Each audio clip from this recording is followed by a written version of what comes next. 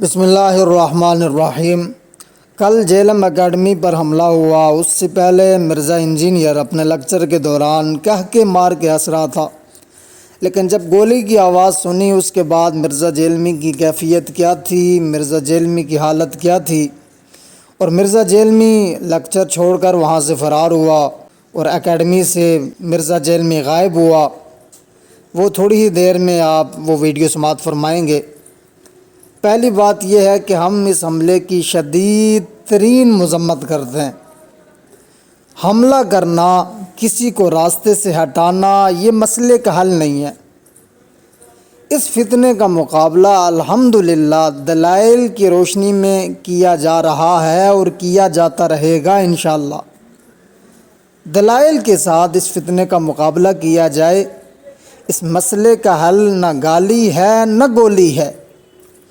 جس نے بھی حملہ کیا، جس جماعت سے، جس گروہ سے اس کا تعلق تھا، ہم شدید ترین الفاظ میں مذمت کرتے ہیں۔ دوسری بات، یہ حملہ جیلم اکیڈمی پر ہوا، نہ کہ مرزا انجینئر پر۔ جیلم اکیڈمی پر گولیاں برسائی گئی اور بلڈنگ پر حملہ ہوا۔ انجینئر محمد علی مرزا پر یہ حملہ نہیں ہوا۔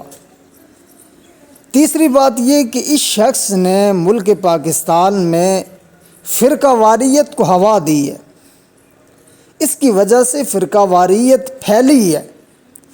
اس شخص نے لوگوں کے دل میں صحابہ کرام کی نفرت بٹھانے کی کوشش کی۔ مرزا انجینئر نے یہ تاثر دینا چاہا کہ صحابہ کرام اور اہل بیت میں بہت فرق ہے، صحابہ کچھ اور ہیں، اہل بیت کچھ اور ہیں۔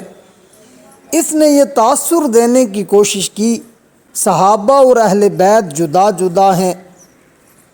اس شخص نے لوگوں کے دل میں فقہاء کرام کی نفرت بٹھانے کی کوشش کی۔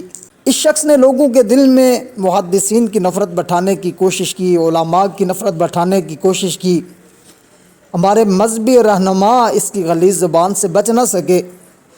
ہر شخص پر اس نے تنقید کی۔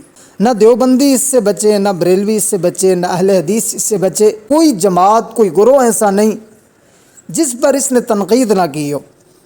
تو اس نے فرقہ واریت کو ہوا دی ہے۔ تو لہٰذا اداروں کو چاہیے کہ اس بات پر بھی نوٹس لیں کہ یہ اس ملک میں فرقہ واریت پھیلا رہا ہے۔ بات جب جیلم اکیڈمی پر حملہ ہوا، اس وقت مرزا جیلمی اپنا لیکچر دے رہا تھا، گولی کی آواز آئی تو مرزا جیلمی بڑا پریشان ہوا۔ مرزا جیلمی کی جو حالت تھی وہ پہلے آپ خود دیکھیں، اس کے بعد انشاءاللہ اس پر بات کرتے ہیں۔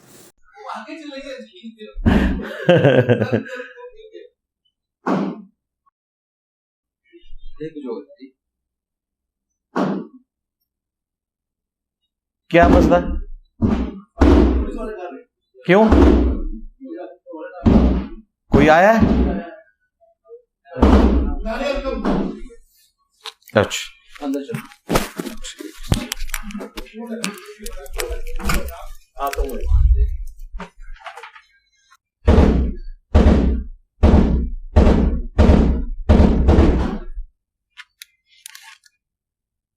اب آپ نے دیکھا کہ جب گولی کی آواز سنی، وہ جو کہکے لگ رہے تھے، وہ جو ہنسی کا ماحول تھا، فوراً مرزا کی وہ ہنسی رک گئی، چہرے کا رنگ اڑ گیا، اور پھر مرزا تھوڑی ہی دیر میں 10 سے 15 سیکنڈ کے اندر مرزا جیلمی صاحب وہاں سے غائب ہو گئے۔